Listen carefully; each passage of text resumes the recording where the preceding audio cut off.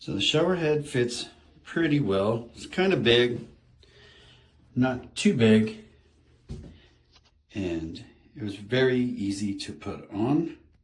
So let me turn the water on and we can see how well it works.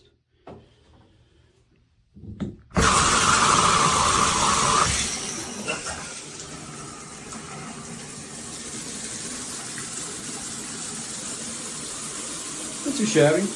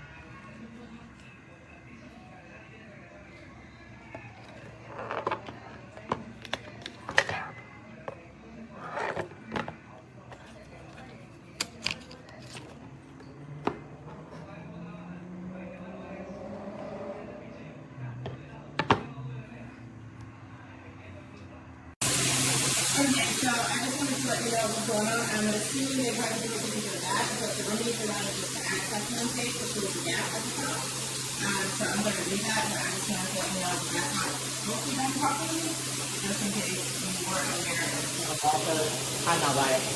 But yeah, this is the improvement. So I'm going to add more Teflon to fill the leak up there.